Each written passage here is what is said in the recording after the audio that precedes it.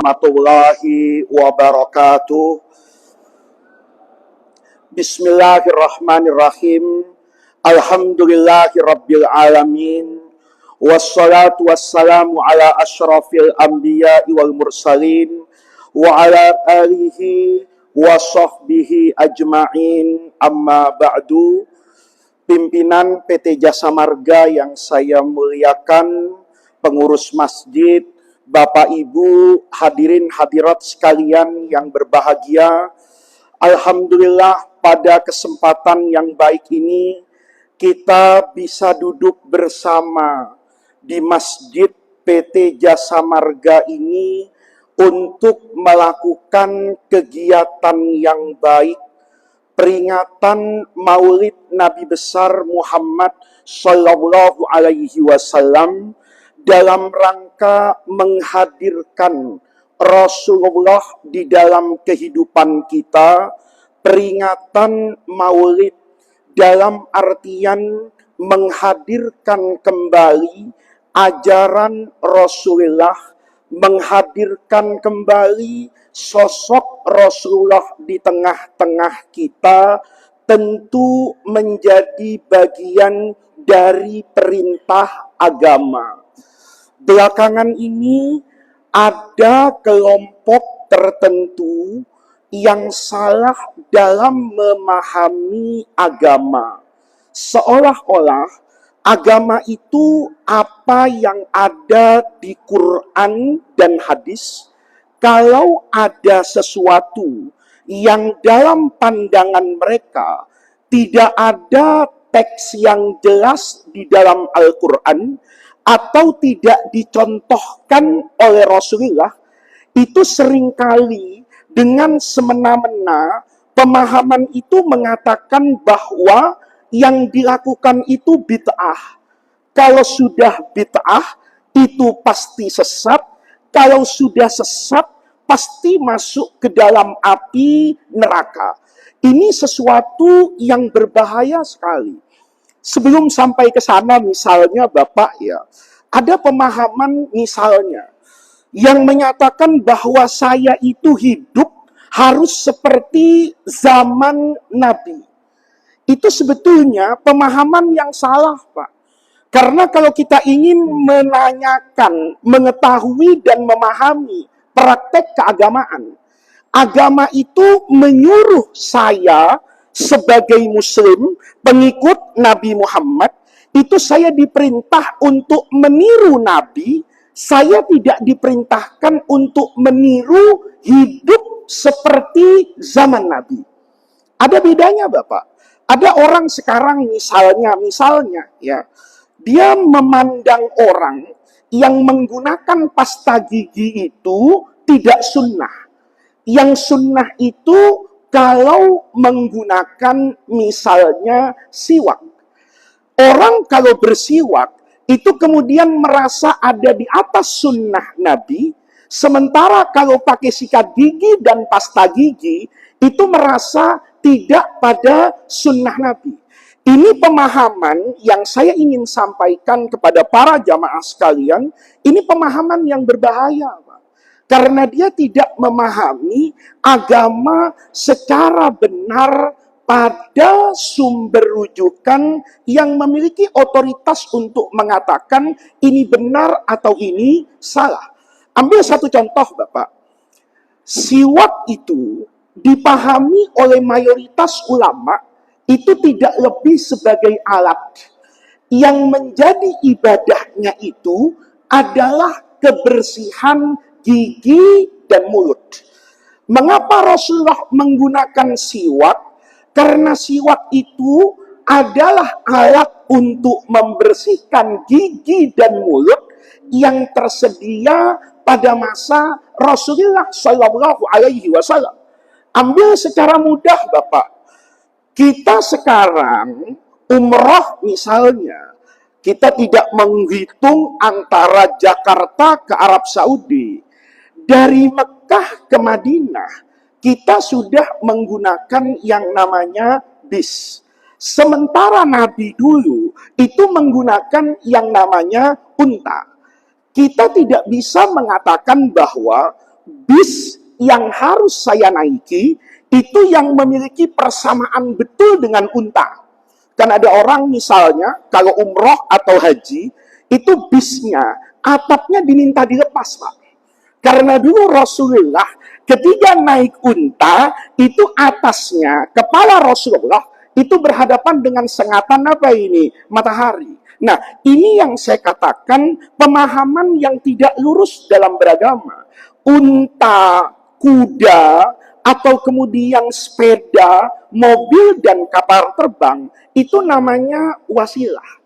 Seandainya dulu sudah ada mobil, Rasulullah Shallallahu Alaihi Wasallam bilang sama Sayyidina Abu Bakar, Abu Bakar, kamu ini dipilih sama Allah sebagai teman saya untuk hijrah ke Madinah.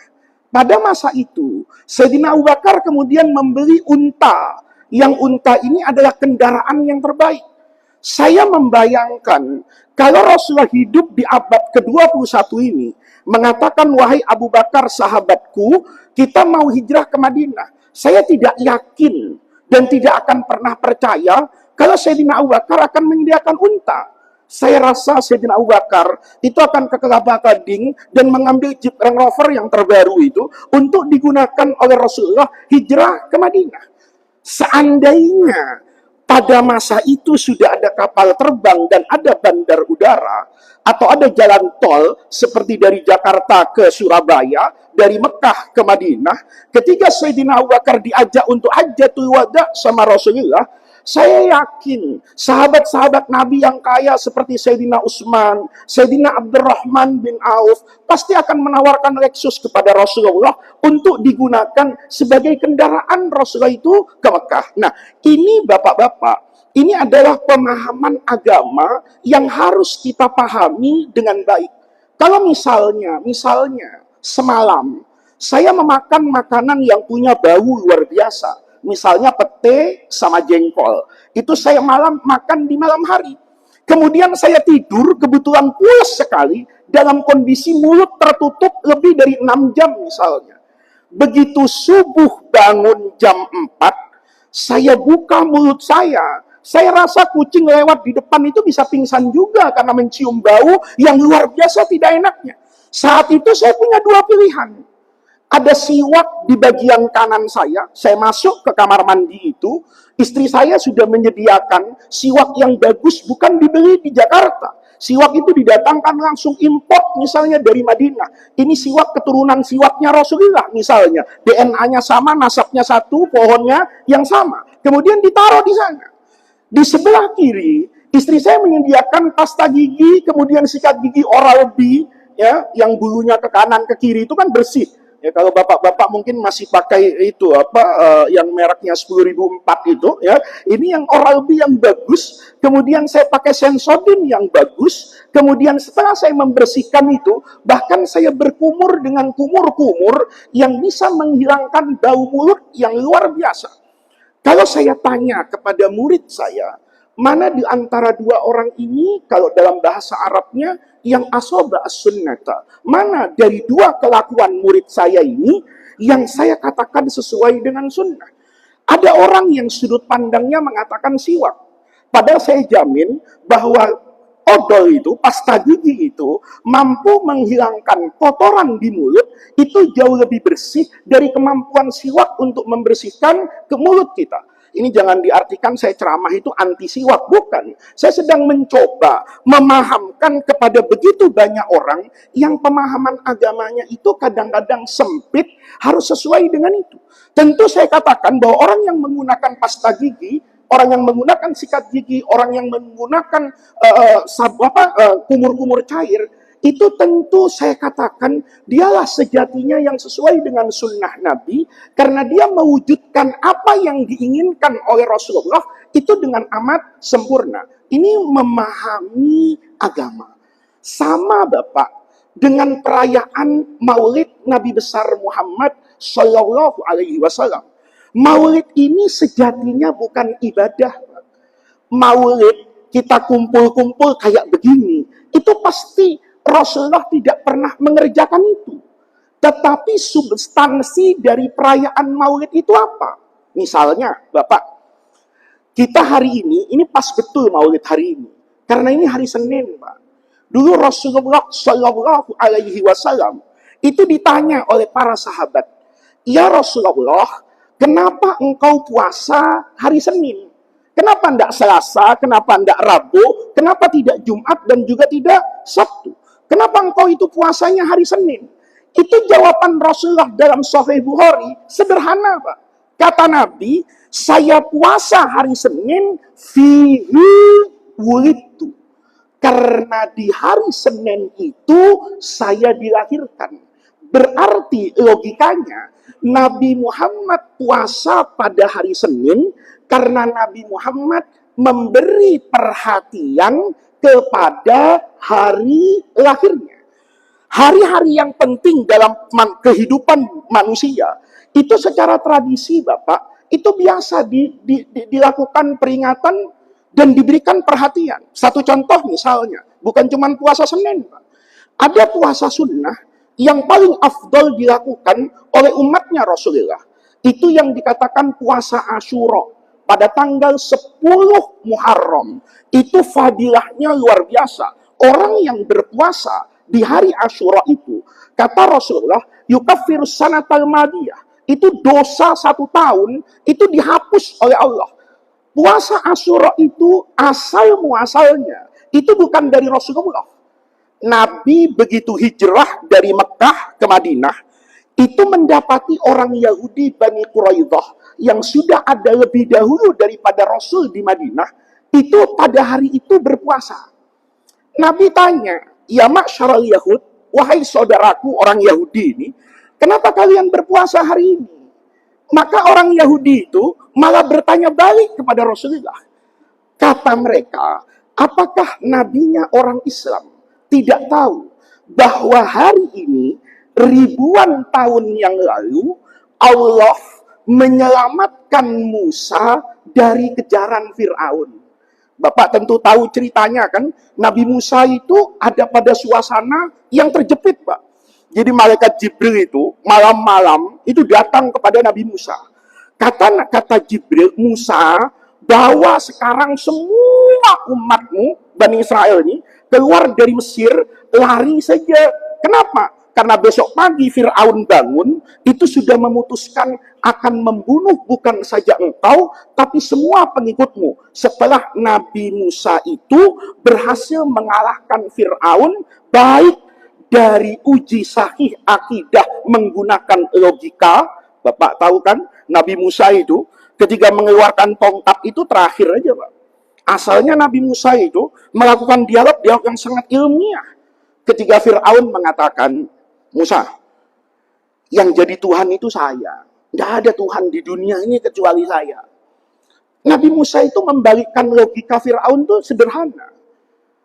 Kamu yakin Fir'aun? Kamu itu Tuhan yang menciptakan semua ini. Kata Fir'aun, yakin saya. Maka Fir'aun balik bertanya, kalau Tuhanmu itu siapa, Musa? Kata Nabi Musa, Tuhan saya, Rabbi, itu warabbuka. Tuhanmu, warabbu abaika. Dan Tuhan bapak-bapakmu.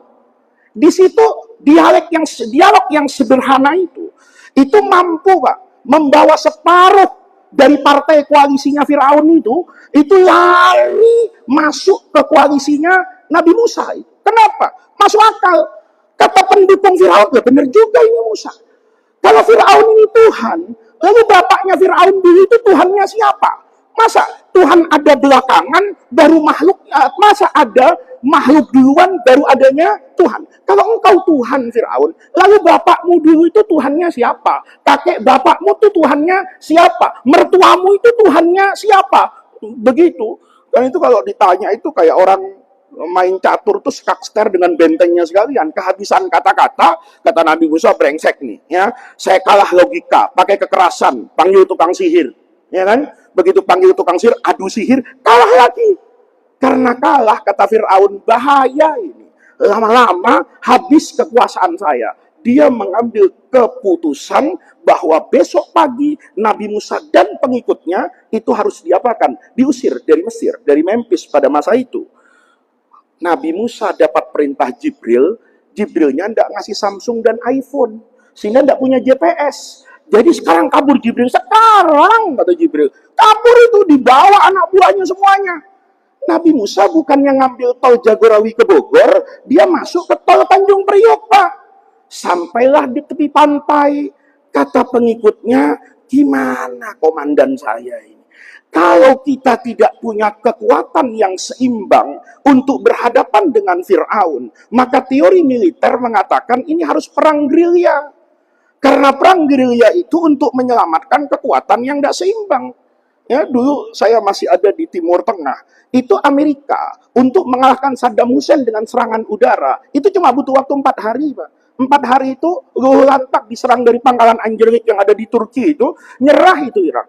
Tapi untuk menguasai Irak, kan harus pasukan darat, Pak. Pasukan darat itu masuk ke Baghdad, itu bertahun-tahun, Pak. Dan Amerika tidak memberikan hasil yang nyata saat itu. Kata pengikutnya Fir'aun, Nabi Musa, ini kan mestinya ke Gunung Salak, supaya kita bisa ngumpet di Sukabumi, ngumpet di Bogor, perang. Kenapa diajak ke laut? Begitu diajak ke laut, kelihatan rombongannya siapa ini? Fir'aun ini.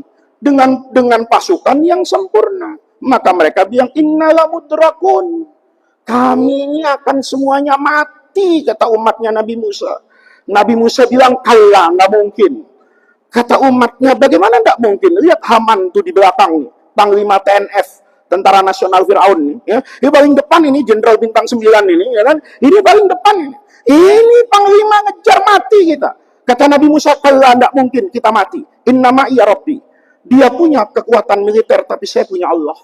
Keyakinannya kepada Allah, innama iya Rabbi sayahdin. Allah pasti akan memberi petunjuk kepada saya. Kata ulama itu, sayahdin. Begitu sampai di huruf nun, itu malaikat Jibril turun. Turun lagi. Kata Jibril, ada apa Musa? Kata Nabi Musa, ada apa? Lo nggak lihat di belakang tuh, mati kita pakai ada apa? Kata Jibril, kenapa panik Musa? Kan ada tongkat. Mau diapain tongkat saya? Pukul. Begitu pukul, Pak. Jadi itu jalan tol Japek itu, Jakarta Cikampek itu cuma dalam waktu semenit. Saya kepengen loh, Pak, ya, nyari tongkat itu. Kalau tongkat itu ketemu, permasalahan bangsa ini separuh infrastruktur selesai, Pak, ya. Saya kadang-kadang kalau lewat jalan tol itu, asalnya lancar, kenapa macet ya? Tiba-tiba ada perbaikan jalan malam-malam itu. Perbaikannya enggak lama, tapi dampak macetnya itu kadang-kadang panjang ke belakang. Saya berpikir, ini kalau saya punya tongkat Nabi Musa, kayaknya Pak Erik langsung angkat saya jadi komisaris utama di Jasa Marga ini. Kenapa? Setiap ada masalah, pukul tongkat, jadi Pak itu.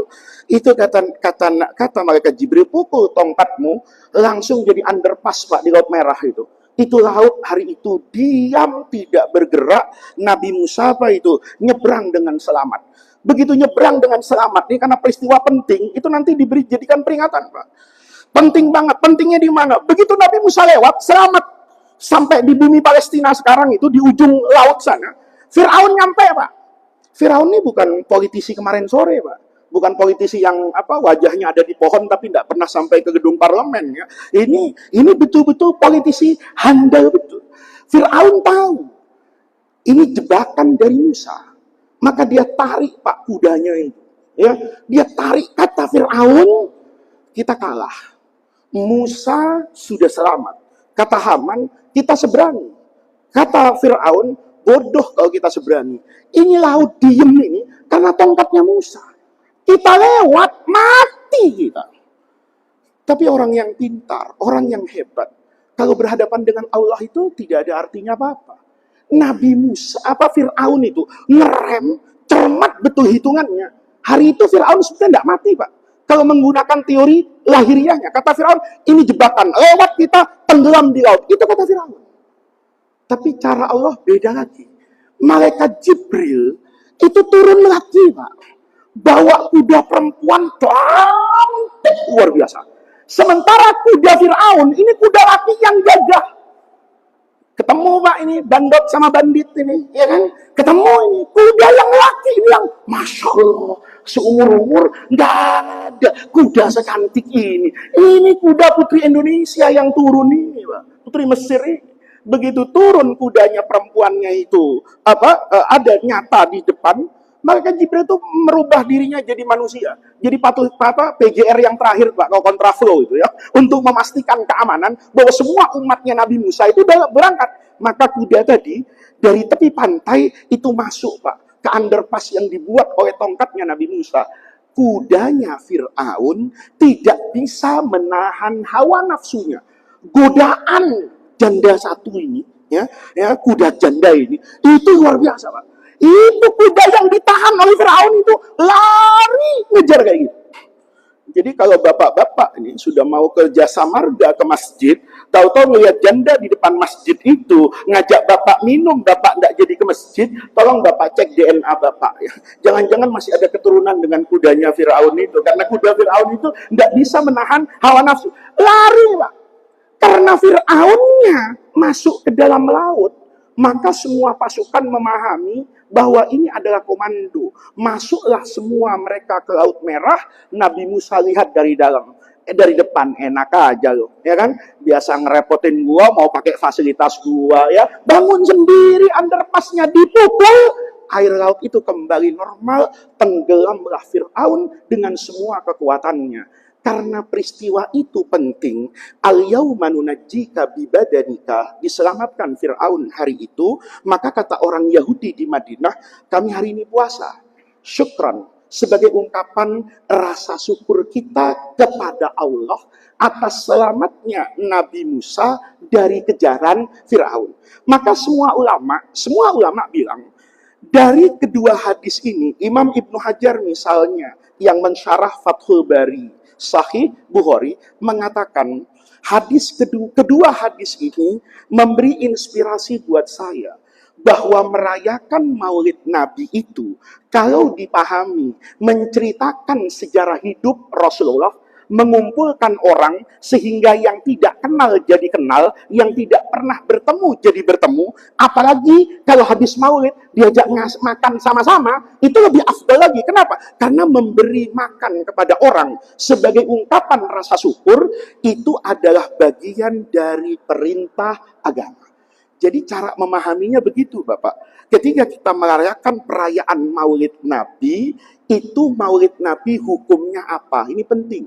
Saya sengaja, Bapak, kalau sejarah hidup Nabi mungkin Bapak bisa baca, ya, mungkin begitu banyak cerita tentang Rasulullah. Tetapi kadang-kadang ada orang yang masih mempermasalahkan bahwa Maulid ini hukumnya tidak boleh karena tidak pernah dikerjakan oleh Rasulullah. Yang tidak pernah dikerjakan oleh Rasulullah hukumnya bid'ah. Ini kalau dokter malah praktek, Pak. Ya, kalau ada dokter, ya, kalau ada kiai bilang Maulid Nabi itu hukumnya bid'ah dalam artian haram, itu kiai malah praktek, Pak. Ya, nggak apa-apa. Kebetulan saya kan ketua Majelis Ulama di DKI, ya. Jadi ya, saya secara etik bolehlah menyatakan kolega saya ini bersalah secara etika, kan nggak apa-apa, Pak. Kalau ada orang mengatakan perayaan atau apapun ini hukumnya bid'ah dalam konotasi haram, maka saya katakan ini malah praktek, Pak. Karena bid'ah itu bukan hukum. Nih, saya berani katakan semua sarjana syariah, bukan cuma dari Sabang sampai Merauke, ya, tapi dari Merauke sampai Maroko, Pak. Itu kan negara muslim, memanjang itu. Dari ujung Samudra Atlantik sampai ujung Samudra Pasifik. Itu kan negeri muslim semua kalau Bapak lihat. Dari Afrika Utaranya, nyebrang Timur Tengah, masuk terus ke Pakistan, turun Malaysia, sampai Indonesia. Itu kan negara muslim. Saya dari kecil, Pak, di pesantren itu belajar hukum. Di kampus saya belajar hukum. Saya tidak pernah diajarin oleh guru saya bahwa bid'ah itu hukum. Tidak ada. Hukum itu dalam Islam, itu terbagi menjadi dua, Pak. Melihat objeknya atau melihat subjeknya. Kayak contohnya tadi sholat asar. Sholat asar itu objek, subjeknya Bapak. Maka hukum itu akan melihat kalau kepada subjeknya, pelakunya, maka hukum itu namanya ahkam taklifiyah. Bapak melakukan sholat, itu hukumnya apa? Maka kita lihat, kalau sholat tadi namanya sholat asar, hukumnya menjadi fardu ain, kewajiban individu.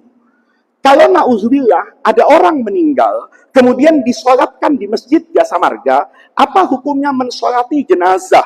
Maka kata Islam, itu namanya fardu kifayah, kewajiban kolektif.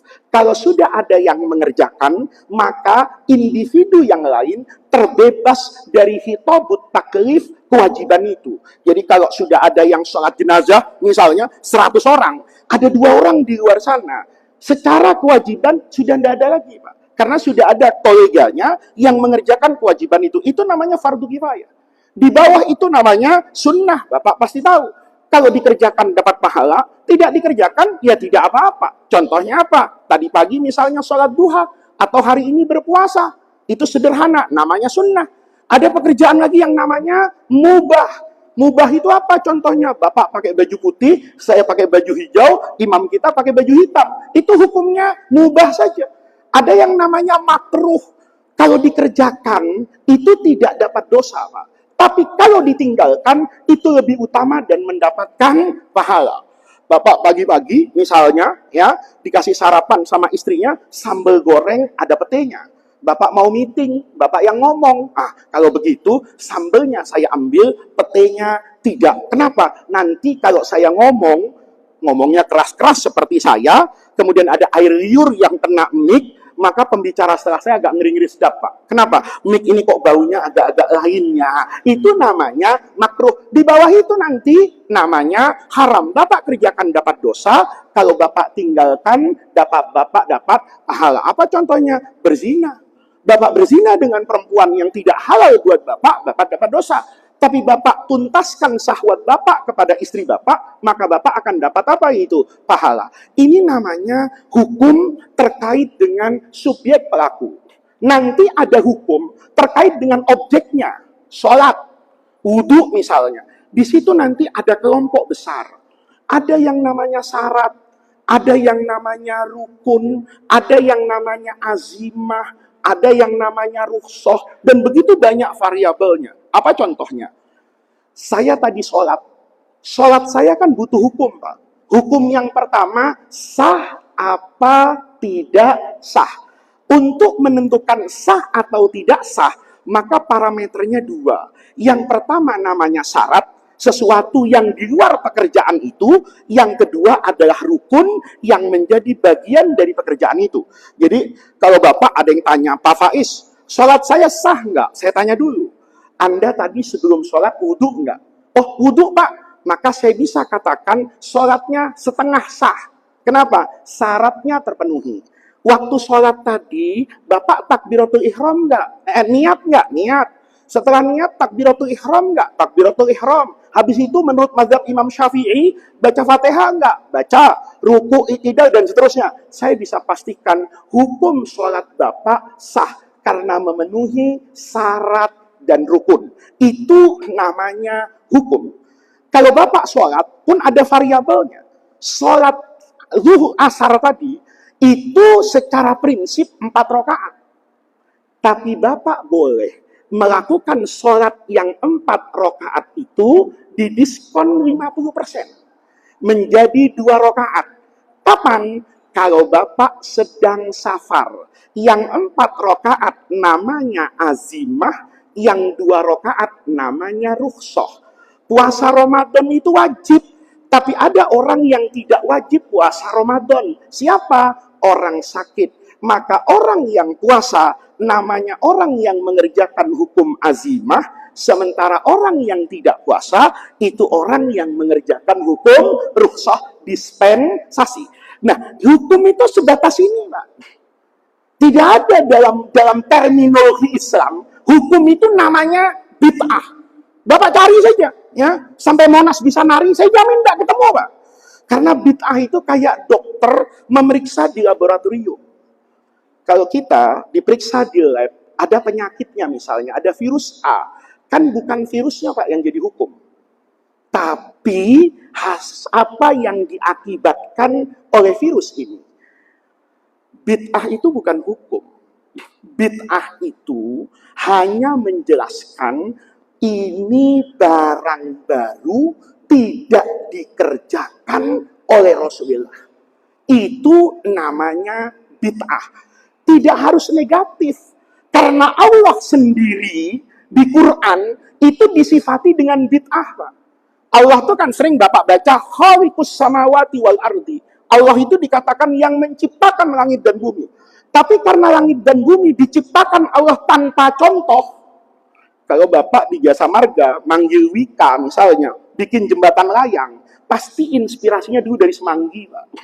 Karena Semanggi itu jembatan layang yang paling populer di Indonesia. Orang bikin pesawat, Pak, itu pasti secara ilmu navigasinya, dia akan melihat kepada sayapnya burung. Orang bikin kapal selam, itu juga melihat ikan. Orang bikin robot, itu pasti ngelihat manusia.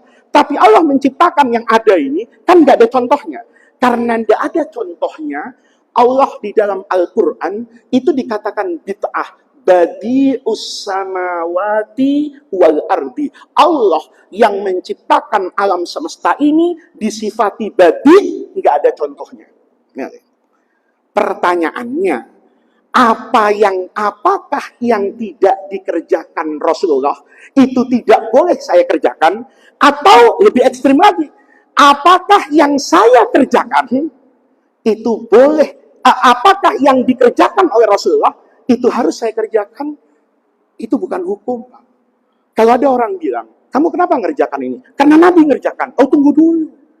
Tidak semua yang dikerjakan oleh Nabi itu boleh saya kerjakan. Contoh, Nabi itu kalau puasa, Pak, nggak berbuka. Nabi itu kadang seminggu nggak berbuka. Bapak di Jasa Marga nggak boleh. Begitu maghrib, ya temennya nyodorin minum nih. Bapak, minum, Pak. Dunia terus. Saya sorry ya, beda makom sama Anda, beda level. Saya puasanya ikut Nabi, 3 hari saya baru berbuka. Itu bukan soleh, Pak, goblok gitu loh. Kenapa? Karena Nabi tidak berbuka. Itu memang hukum yang khusus untuk Nabi. Nabi itu ditanya sama sahabat, Nabi kok maghrib nggak berbuka? Nabi bahkan 7 hari nggak makan. Kata Rasulullah, jangan ikuti cara puasa saya. Innama yut'imuni rabbi wa yasqini. Karena Allah itu yang ngasih saya makan, Anda tidak lihat. Lihat nih, saya ini 7 hari tidak makan, kenyang. Anda 7 hari tidak minum, dehidrasi. Gitu loh. Nah, ini kata Nabi, jangan ditiru. Tidak semua pekerjaan Nabi itu boleh Anda tiru. Karena boleh jadi, dulu Nabi mengerjakan, itu hanya khusus buat Nabi. Satu. Yang kedua, ada putusan Nabi, tidak boleh saya tiru. Kenapa? Karena boleh jadi Nabi dulu memutuskan hal tersebut, boleh jadi bukan sebagai Nabi, tetapi sebagai kepala negara. Satu contoh nih. Kata Nabi, man wadu ayadan ala ardi mawatin fahuwalah. Kata Nabi, siapa orang yang menaruh kuasa di atas tanah yang mati tidak bertuan, maka tanah itu menjadi hak milik dia. Kata Nabi ini, kalau ada tanah di sekitar Madinah, itu tanah terbengkalai, nggak ada yang punya. Tahu-tahu, saya nanam kurma di situ, Pak. Atau saya rapikan tanahnya, saya pagerin. Maka otomatis, kata Nabi, dia yang punya. Nggak usah lapor Mas AHY, Kementerian ATR itu nggak usah. Ya, BPN itu nggak usah. Pokoknya siapa yang itu, saya tanya. Bapak boleh nggak begitu sekarang? Nggak boleh, ya bisa dicelurit orang, Pak. Kalau Bapak ngeliat, ini tanah nggak keurus, gua urus Bapak tanamin mangga. Tahu-tahu aset negara punya PJKA, punya Inka, misalnya punya kereta api Indonesia. Bapak nggak boleh berdalil dengan apa ini? Hadis Nabi. Loh, Anda nggak tahu? Ini hadis Nabi. Saya dakwah penistaan agama loh. Saya demo loh Anda sebagai Menteri Agraria. Kenapa? Kata Nabi, kalau ada tanah nggak keurus, Anda urus. Itu punya Anda. Dulu Nabi ngomong begitu, itu sebagai kepala negara. Kenapa? Penduduk Madinah itu sedikit, tanahnya lebar. Kita ini kan salah lahir, Pak. Coba kita lahir 100 tahun yang lalu, tuan tanah di Jakarta. Rasanya SCBD itu saya meterin waktu itu. Loh, saya masih ingat, Pak, Sudirman itu SCBD, rumah saya dulu di Senopati itu. Itu harga tanah dulu 2.500.000. Nah, sekarang bagaimana bisa 150 juta semeter itu? Gimana caranya? Kalau saya dulu lahirnya awal, Pak, yakin saya patokin. Bukan cuma itu, Cisauk. Cisauk itu kan dulu dengan Foresta itu beda, Pak, di BSD. Tapi gara-gara Bapak bikin tol yang Bedala Raja itu sampai ke sana. Sekarang Cikauk itu Al-Mukarram, Pak. Tanahnya mahal semua. Terus apa kemudian karena di sana masih banyak tanah yang tidak terurus, saya urus, Pak. Saya tanamin singkong, ini saya pagerin. Terus saya bilang sama wali kota Tangsel, maaf ya, ini Anda harus keluarkan SK berdasarkan hadis Rasulullah Shallallahu Alaihi Wasallam. Ya nggak begitu juga beragama. Coba lihat, Pak. Standar agama itu adalah dalil secara umum. Bukan sesuatu itu ada atau tidak ada di zaman Rasulullah. Coba lihat, Pak. Ada sesuatu yang baik, itu tidak dikerjakan oleh Rasulullah. Tapi nanti dikerjakan oleh orang yang bukan Rasulullah. Ketika itu masuk dalam dalil yang umum, maka dia menjadi bagian dari agama. Apa contohnya? Yang paling mudah lah di masjid ini, terawih, Pak. Nabi Muhammad itu tidak pernah terawih sepanjang bulan Ramadan berjamaah di masjid. Nggak ada. Nabi itu kalau terawih 3 hari di masjid, habis itu nggak keluar-keluar. Tapi terawih. Kalau saya nggak ke masjid, memang nggak terawih, kan begitu kan? Nabi itu dulu, terawihnya itu 3 hari di masjid, Pak. Kalau nggak 3 hari di masjid nanti, Nabi nggak keluar tuh. Kalau Nabi nggak keluar, imamnya beda-beda, Pak. Ada yang ngaji sama Sayyidina Abdullah bin Mas'ud di depan sana. Yang ngaji sama Sayyidina Utsman bikin kelompok-kelompok sendiri. Untung itu nggak berlaku sampai sekarang. Kalau sekarang repot itu nanti. Kiai Golkar di pojok sana, ya kan? Kiai Kimpres di sebelah sini, Kiai PDIP di situ. Itu begitu, Pak. Jadi kalau 3 hari Nabi jamaah rapi, nanti 10 hari orang tuh punya imam masing-masing. Itu dikerjakan sampai kapan? Pertama sampai Rasulullah wafat.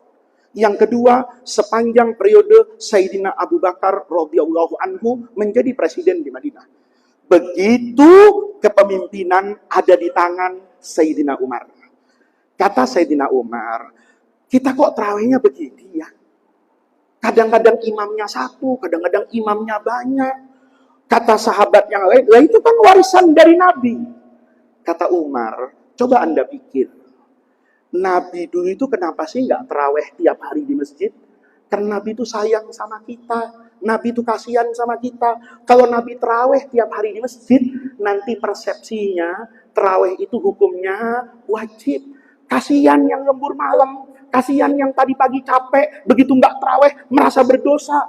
Tapi kita sekarang kurang ajar, nggak terawih biasa aja, kan itu masalahnya ya. Padahal Nabi itu sayang. Kalau nanti nggak terawih, kasihan ini. Maka kata Nabi, saya nggak terawih ke masjid supaya orang tahu. Kalau terawih itu sehebat-hebatnya, dia tetap apa itu? Sunnah. Sementara Bapak patroli malam di Jagorawi, itu kewajiban. Jangan sampai nanti, kok ini banyak kecelakaan, ini listriknya mati di jalan tol. Memang kenapa? Pak, teknisinya masih terawih. Nah, itu nggak boleh itu.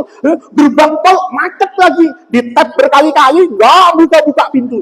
Ini saya mau lapor, Pak. Di tol Desa Riak baru suka begitu kalau sore ya. Sekedar lapor aja lah. Yang saya kadang-kadang udah capek dari mana-mana atau mau ngejar pesawat, itu mesinnya kayaknya kurang cepat gitu ya. Itu kalau terus saya, ini kenapa begini? Pak, teknisinya masih terawih. Itu teknisi yang separuh pinter banyak gobloknya. Sehebat-hebatnya terawih itu sunnah. Tapi menjaga kedamaian pengguna tol dan keselamatan mereka, itu hukumnya wajib. Maka karena itu Rasulullah itu tahu Nabi itu. Kalau nanti ada tol Desari, Jagorawi, Trans Jawa, itu Nabi tahu. Saya tidak usah terawih tiap malam. Kata Umar. Sekarang kita udah tahu kan, kalau terawih hukumnya nggak wajib. Udah. Kalau sudah, berarti apa yang dikhawatirkan oleh Rasulullah sudah tidak ada. Ayo, kata Umar, kita buat terawih, imamnya satu aja. Jangan banyak kiainya, jangan banyak imamnya. Satu aja. Kata sahabat, sepakat. Lalu siapa imamnya? Gampang. Kontes, kata Umar. Ya, dicari nih sahabat. Pilihan jatuh kepada Sayyidina Ubay bin Ka'ab. Karena suaranya paling apa ini? Bagus. Begitu Ubay diangkat nih, Bapak lihat. Supaya Bapak mengerti bahwa bid'ah itu tidak seperti yang dibayangkan orang. Begitu Ubay bin Ka'ab disepakati ini jadi imam, disampaikan ke Ubay, mulai besok ente imam besar Masjid Nabawi, ya, mimpin tarawih khususnya. Siap, katanya. Dia lapor sama presiden. Datang dia ke istana, ke Umar. Dia tanya, ya Amirul Mukminin, besok katanya saya yang disuruh jadi imam tarawih ya? Iya. Nanya Ubay, sholatnya berapa rakaat? Orang yang masih ribut rokaatnya terawih, itu kurang piknik, Pak. Ya. Kalau orang yang rajin piknik, itu tenang, Pak. Tarawih itu nggak ada rokaatnya sebetulnya. Nggak ada, cari hadisnya nggak ada. Yang membatasi. Yang ada man qoma Ramadhana imanan wahtisaban. Semangat berbuat baik di Ramadan, pahalanya besar. Maka dulu, ini penting, Nabi itu sholat tarawihnya, betul Pak, 11 rakaat, 8 tarawih, 3 witir, atau 10 rakaat, 3 witir, 13 rakaat. Tapi ada catatannya, hadisnya jangan sampai situ. Kata Sayyidina Abu Bakar, kata Sayyidina Umar, kita ini kalau tarawih dengan Nabi, itu cuma 11 atau 13 rakaat. Tapi latas jangan tanya loh, an husnihinna, bagusnya bacaan Nabi, watulihinna, panjangnya bacaan Nabi. Jadi Nabi itu kalau mimpin tarawih, Pak, itu rakaat pertama surah Al-Baqarah, 287 ayat. Coba panjenengan imam nih praktekin Ramadan yang akan datang. Insya Allah keluar masjid sendalnya hilang. Pasti itu. Sekurang kok kata, gue upetin sendal imam. Kenapa? Biar kapok aja sini. Ya Allah, terawih semalam betis gue keras singkong. Kan begitu. Nabi, Pak, 1 rakaat itu Al-Baqarah. Rakaat kedua Ali Imran. Kami itu terawih, kata sahabat, itu dimulai habis Isya. Kalau pulangnya dari masjid nggak lari, nggak dapat sahur. Kata siapa ini? Sahabat. Kata Ubay, saya besok terawihnya begitu. Umar, jangan, kata Umar. Dulu begitu, tenang masjid. Kenapa? Imamnya Rasulullah, makmumnya Abu Bakar. Sekarang imamnya Abu Bosok, makmumnya berterbangan kalau bisa salat kayak gitu. Wa mal amru ya Amirul Mukminin. Terus gimana solusinya? Kata Umar, jangan Al-Baqarah. Tapi yang nggak ekstrim juga, terus pindah Al-Hakumut Takasur itu diskonnya ekstrim banget tuh, Bang. Ya. Kata Umar, Nabi 287 ayat serakaat. Nah, terus kita 30 aja lah.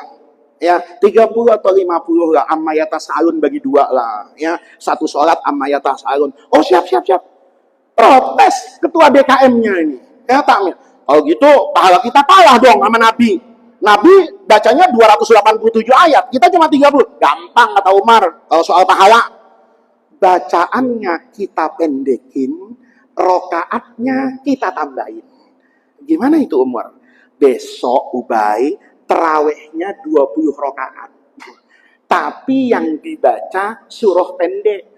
Bacaan kita kalah dengan Nabi, tapi jumlah rokaat kita menang. Nanti kalau konsolidasi pahala di akhirat nih, ya, Nabi itu tinggi bacaannya. Rasulullah, pahala tarawih, Al-Baqarah rakaat pertama. Kita jomplang, Pak. Jauh banget. Astaga Syafi'in ini. Kenapa? Ya kulhu. Tapi nanti bilangan rakaat menang kita. Nabi cuma punya 10 rakaat. Saya bilang 20 ya Allah. Banyakan saya. Walaupun mau diprotes kan itu urusan Allah nanti, ya tergantung MK-nya Pak. Ya kan itu nggak ada masalah. Yang penting kan bukti fisiknya Nabi 10, saya 20. Soal nanti kualitas dan kuantitas itu urusin Allah. Bapak nggak usah ikut campur. Hakim MK aja nggak boleh dicampurin, masa Bapak mau campurin Allah Subhanahu wa Ta'ala? Itu Pak. Oh kata Ubay, bagus. Bukan cuma Ubay, semua sahabat Pak yang alim itu bilang ar-ra'yu ra'yuka. Bagus betul Umar. Sholat Pak. Begitu sholat, rapi kayak gitu, Umar di belakang, Pak. Kata Umar, ni'mal bid'atu hadhihi. Sebagus-bagusnya bid'ah ini. Dia tetap bid'ah karena tidak dikerjakan oleh Rasulullah, tapi karena bagus, dapat pahala. Saya dulu di Mekah, Pak. Tahun 90. Saudi masih kaya. Nyetak Quran bagus betul, Pak. Pinggirannya tuh emas. Sementara saya, tahun 90, itu Quran kan tidak bagus kayak sekarang, Pak. Begitu saya pertama kali di Raudhah Nabi, lihat Quran kayak begitu, saya baca dari Maghrib Isya. Tahu-tahu Isya azan. Karena terpesona, saya cium mushaf itu, Pak. Begitu saya tutup, bagus banget. Apalagi di sini kan makam Nabi, dulu rumah Nabi. Perasaan itu mendorong saya mencium Quran tadi. Ya Allah, ingat Rasulullah. Ada orang Arab narik kepala saya dari belakang, Pak. Haram. Ditarik begitu leher saya, hilang ustadznya. Saya bilang ngajak berantem nih Arab nih, kata saya. Ntar habis Isya gue ladenin, sekarang sholat dulu. Sholat Pak. Begitu keluar dari masjid, dulu kan masih sepi Pak, tahun-tahun segitu di Madinah, enggak kayak sekarang. Mungkin jumlah jamaah itu mungkin ya kalau sekarang bisa 20, mungkin dulu hanya ya sepersepuluhnya dari sekarang, itu sedikit sekali zaman itu. Kan orang Arabnya kelihatan Pak sholat di situ. Saya incar betul Pak. Pokoknya ini orang yang narik kepala saya. Saya nggak terima. Kenapa? Ini urusan hukum, bukan urusan kepala, kata saya. Begitu selesai Isya, saya datengin Arab nih. Kamu kenapa narik kepala saya? Li'anna ma fa'altahu hadza haram. Karena kamu mengerjakan sesuatu yang haram. Saya bilang, apa yang haram? Itu nyium mushaf. Saya mikir Pak ya, kalau nyium Quran haram, nyium penyanyi dangdut apa hukumnya? Kalau sama-sama haram, beda aja kita masih nyium. Lah iya Pak, ayo saya mau tanya sama Bapak nih, ya kan? Ya iya, sama dengan orang yang kadang-kadang punya semangat beragama benar, tapi nggak pakai ilmu. Di pesawat itu, tayamum, megang-megang kursi pesawat tuh. Saya pernah duduk dengan orang, dua-duanya Pak. Nah, waktu itu, saya masih ingat itu, mau ke Singapura. Take off-nya SQ itu, pas betul jam 12. Teman saya ini, sholat Pak. Begitu sudah take off, dia begini-begini, di kursinya pesawat itu, begini-begini, sholat dia. Saya tidak sholat. Padahal yang MUI saya Pak. Ya, dia ini hanya direktur bank. Dia bilang, Pak Faiz, tidak sholat. Enggak lah, kata saya. Nanti aja saya sholatnya. Saya tidak mau ngajarin di pesawat kan. Pesawat kita nikmati saja itu penerbangan. Begitu turun di Changi, sama-sama ke hotel, di satu hotel ada acara seminar. Saya begitu mau masuk hotel, saya bilang, Pak, saya mau check-in duluan. Kenapa Pak Faiz? Saya mau sholat Pak. Saya kan tadi belum sholat duhur. Saya diberi keluasan oleh Nabi untuk sholat namanya jamaah takhir. Saya kerjakan itu dengan sempurna. Pertama, saya wudhu. Yang kedua, saya pasti berdiri. Yang ketiga, saya pasti mustaqbilal qiblati. Saya ngomong begitu, ini kan orang pintar, sadar dia. Loh, berarti Pak, sholat kayak saya tadi nggak bagus. Nggak bagus, kata saya. Kenapa? Tapi kan di awal waktu, Pak.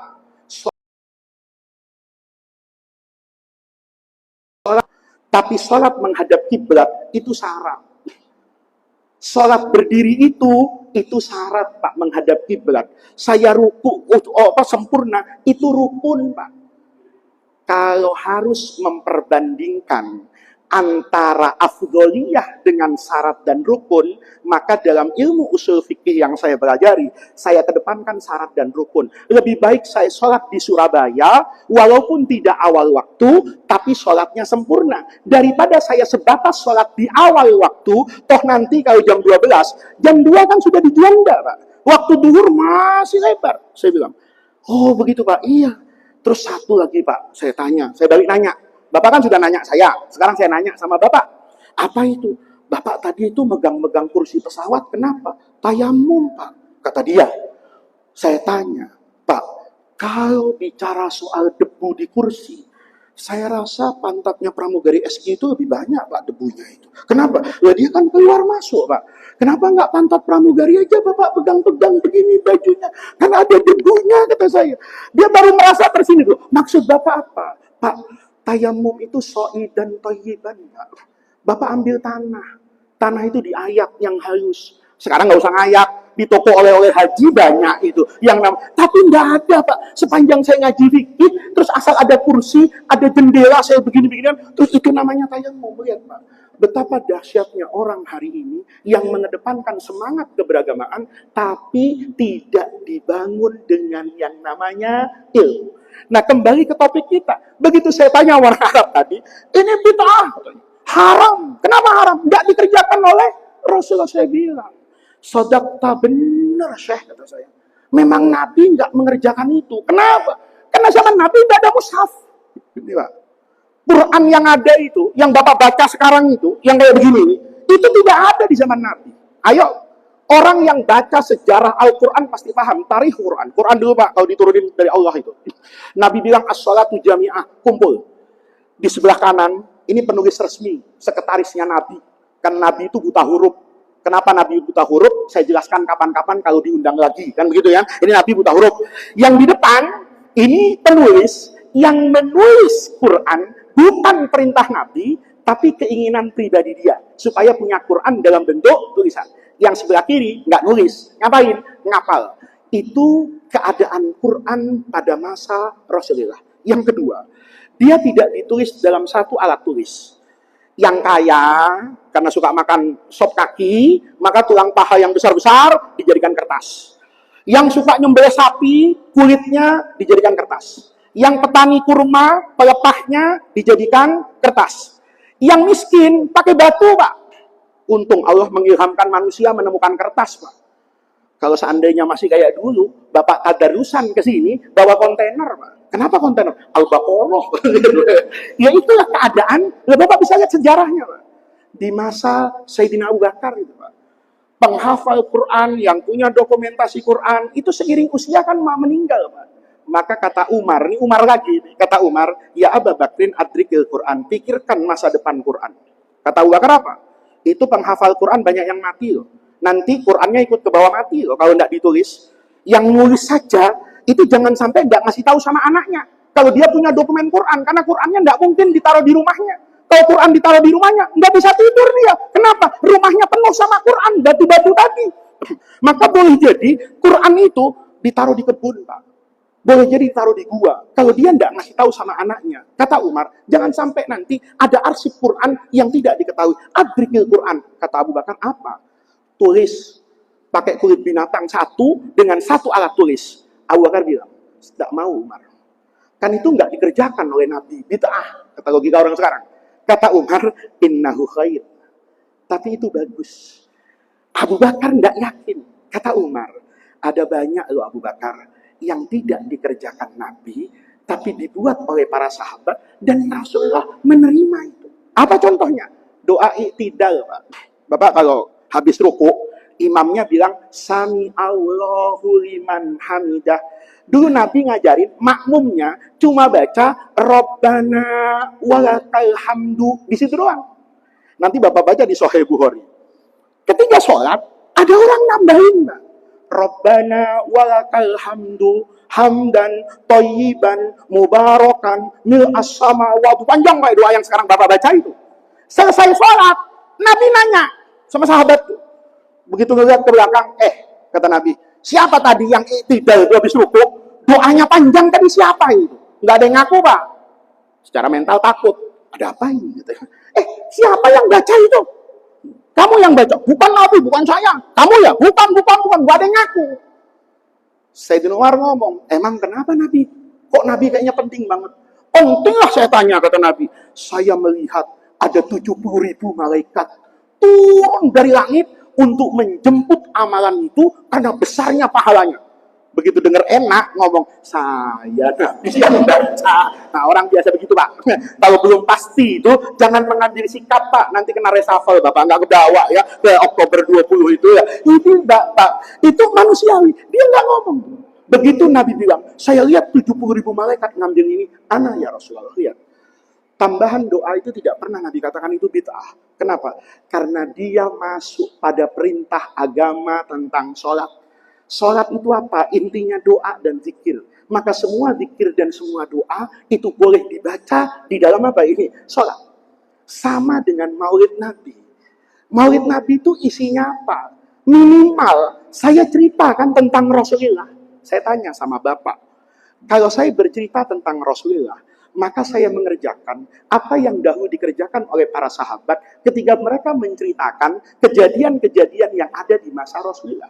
Hanya saja kejadian itu diceritakan tidak dalam bentuk acara formal, sementara kita membuat ini dalam acara apa ini? Formal.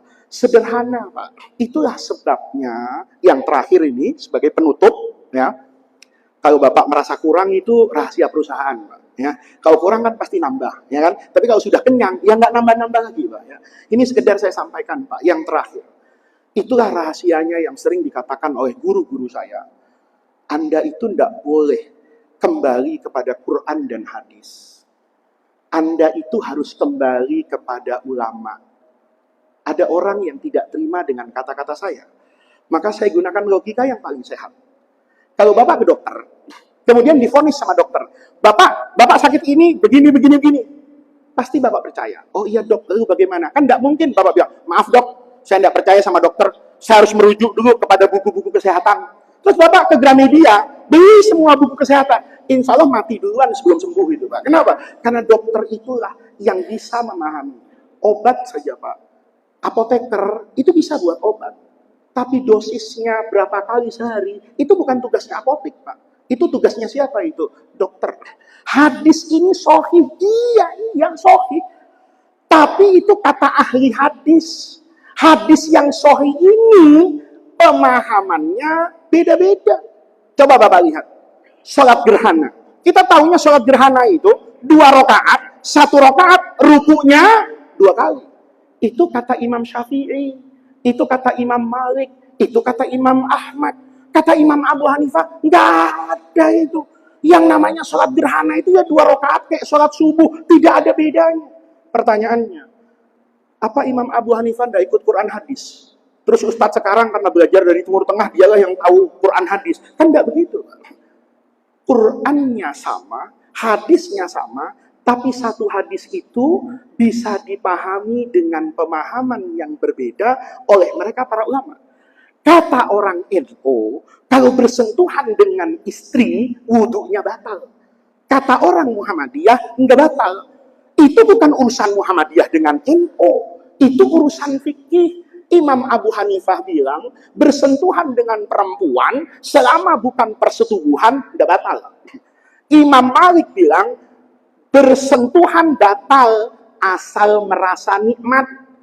Jadi kalau Bapak nih, bersentuhan di busway atau di MRT dengan perempuan cantik betul, tapi rasanya seperti bersentuhan dengan tiang listrik, enggak batal wudunya, ya, enggak batal. Walaupun saya enggak yakin ada orang kayak gitu sekarang, tapi seandainya itu Bapak, terus saya tadi Pak di MRT itu, masya Allah, perempuan cakep banget Pak, badannya itu masya Allah, licin macam-macam.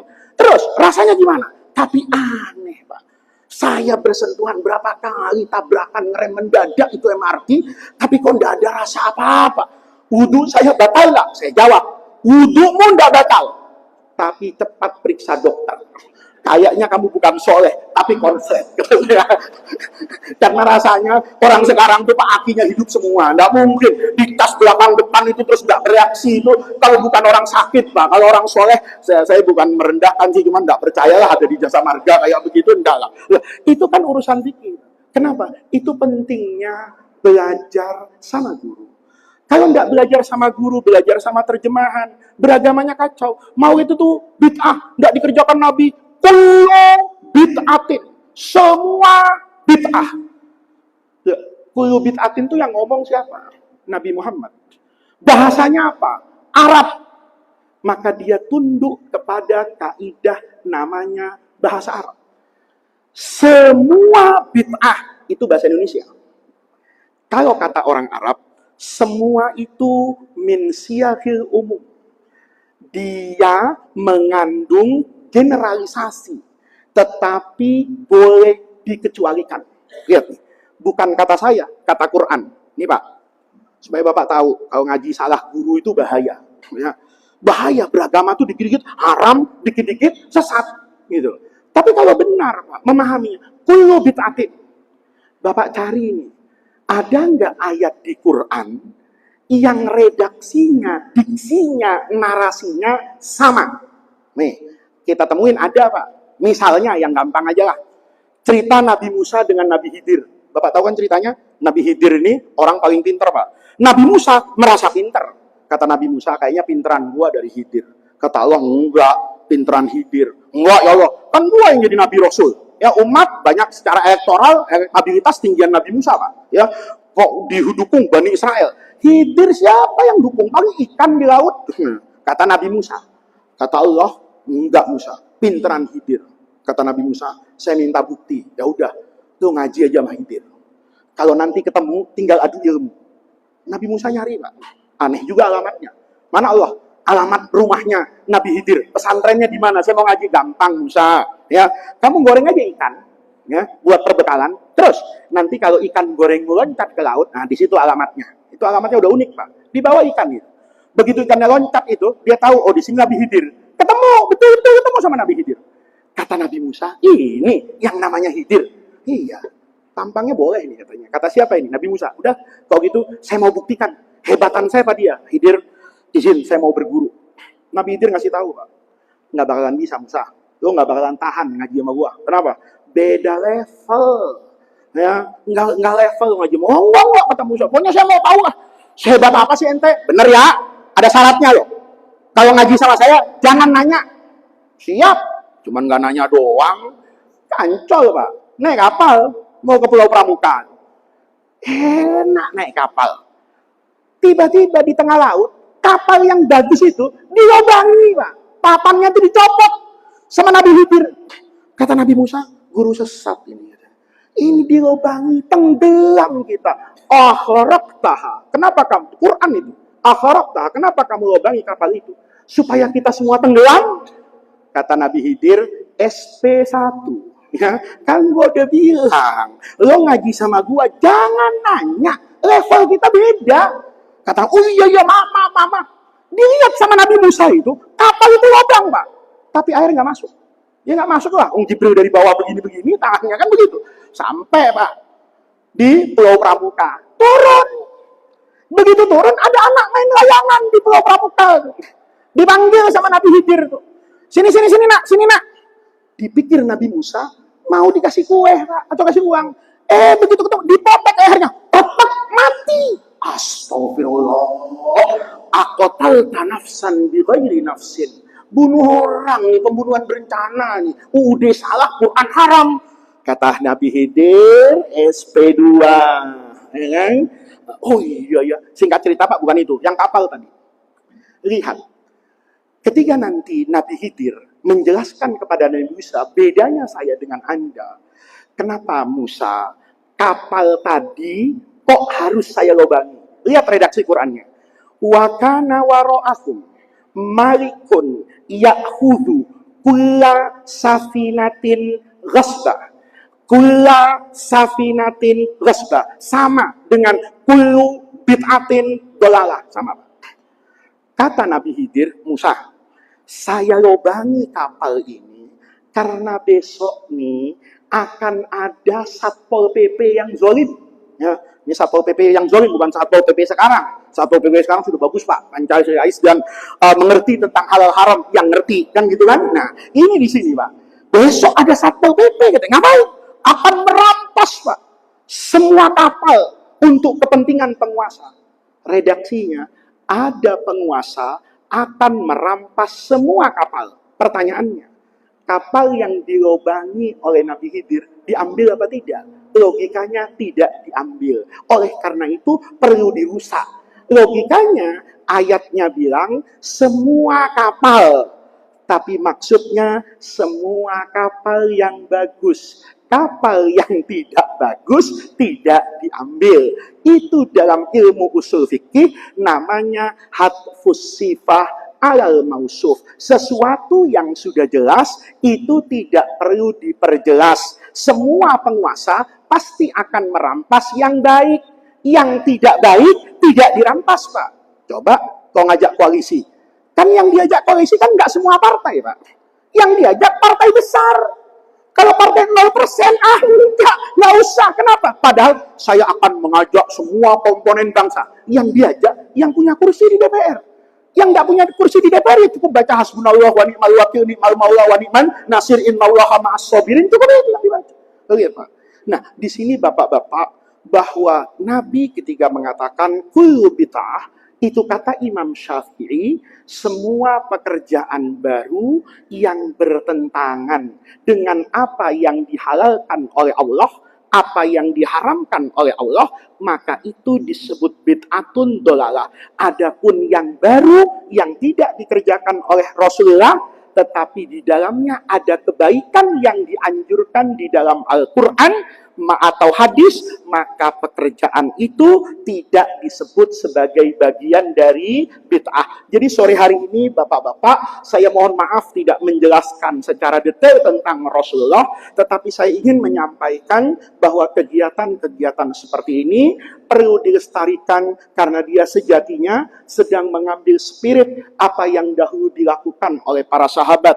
Para sahabat dahulu suka memuji Rasulullah dengan syair, dengan puisi, dengan sajak, dan itu yang dilakukan oleh sastrawan Arab Kalau Bapak ngelihat ada peringatan Maulid, kemudian ada baca-bacaan tertentu dengan langgam, intonasi, do, re, mi, fa, sol, la, si, do, itu juga bagian dari apa yang dahulu dikerjakan oleh para sahabat. Kemudian ada bacaan Quran, tentu bacaan Quran itu dianjurkan oleh agama. Kemudian ada mau'idhah hasanah, bercerita tentang keilmuan, dan itu juga yang dilakukan oleh Nabi, oleh para sahabat, dan oleh para tabi'in. Sehingga kita bisa meyakini bahwa apa yang kita warisi dari orang-orang tua kita sebagai bentuk tradisi, ketika isinya menunjukkan sesuatu yang baik dan maslahat, maka tradisi ini dinamakan sebagai bagian dari ibadah, tidak lebih dengan tidak kurang. Kalau Bapak mengadakan kajian-kajian di masjid, kajian-kajian itu tidak ada di masa Rasulullah,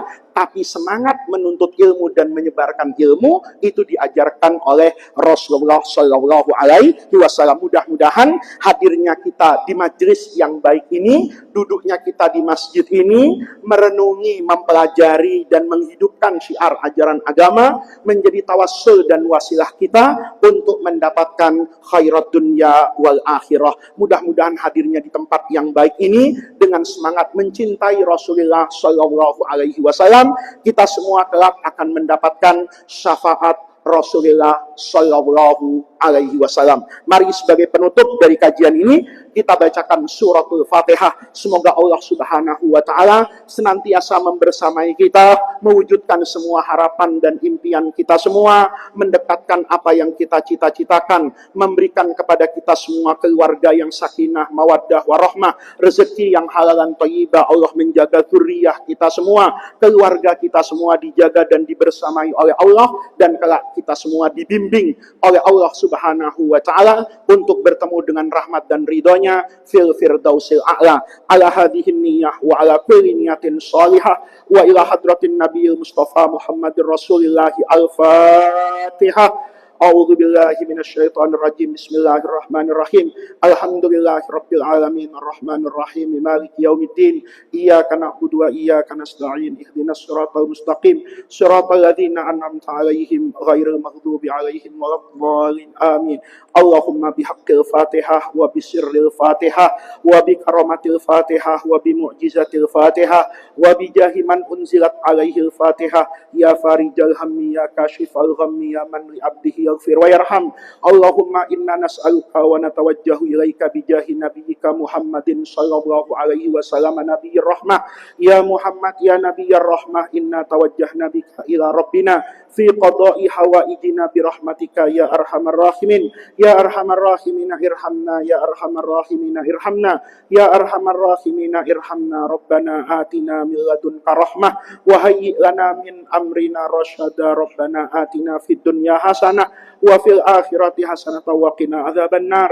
Subhana rabbika rabbil izzati amma yasifun wa salamun alal mursalina walhamdulillahi rabbil alamin. Kurang lebihnya saya mohon maaf. Wallahul muwaffiq ila aqwamit thariq. Wassalamualaikum warahmatullahi wabarakatuh.